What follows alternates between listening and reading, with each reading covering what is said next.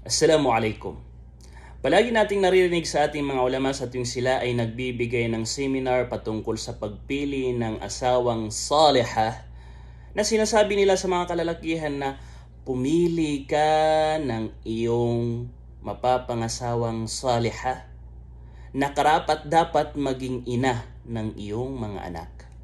Tayyib, tama, di ba? Bago ka pumili ng para sa iyong sarili, isipin mo muna ang para sa iyong mga anak. Tayyib? Dahil hindi ito patungkol lang sa iyo o ikaw na gustong mag-asawa. Hindi ito patungkol lang sa iyo na dahil porket siya ay maganda, dahil porket siya ay may pira, o di kay kung anumang meron siya, ay sasabihin mong, ito, gusto ko na ito dahil maganda. Aanhin mo ang kagandahan ng isang babae kung hindi naman siya karapat-dapat na maging ina ng iyong mga anak, kung hindi naman siya, kung alam mo namang hindi niya matatarbiya ang iyong anak sa relihiyong Islam, aanhin mo. So tama ang sinabi ng ating mga ulama, pumili ka ng para sa iyong mga anak bago ang iyong sarili. Gayon din po ang mga kababaihan, hindi lang para sa mga kalalakihan. Gayon din ang mga kababaihan, lalo na sa kapanahunan ngayon, subhanallah.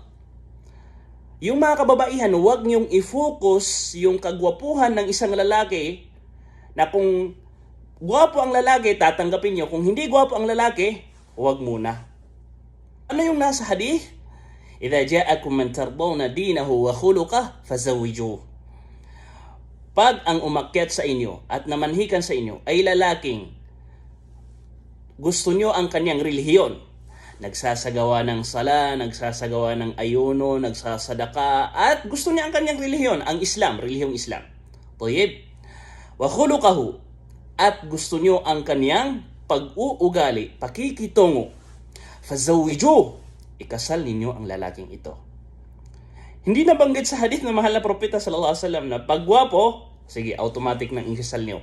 Pagwapo, sige, magkagusto na kayo. Pagwapo, sige, payagan na ninyo. Subhanallah. Aanhin mo ang kagwapuhan ng isang lalaki. Kung napakasama naman ng ugali, aanhin mo ang kagwapuhan ng isang lalaki kung hindi naman nagsasala. Aanhin mo ang kanyang yaman at kanyang kagwapuhan. La hawla wala quwwata illa billah. Kaya pumili ka rin ng magiging ama ng iyong mga anak. Dahil kung sino yung magiging ama ng iyong mga anak, hindi nalalayo na magiging ganun din ang iyong anak. Kung ang ama ng iyong anak ay hindi nagsasala, magiging gayon din ang iyong anak na maaaring hindi nagsasala dahil nakikita niya sa kanyang ama na hindi nagsasala. At pati ikaw na asawang babae, maaaring hindi ka rin magsala. Subhanallah. Tayyib. Kaya piliin ang may relihiyon bago ang kagwapuhan ng isang lalaki. At ang tunay ng kagwapuhan ng isang lalaki ay ang kanyang relihiyon at ang kanyang pag-uugali. Wa sallallahu alaihi wa sallam ala nabiyina Muhammad. Wassalamu alaikum warahmatullahi wabarakatuh.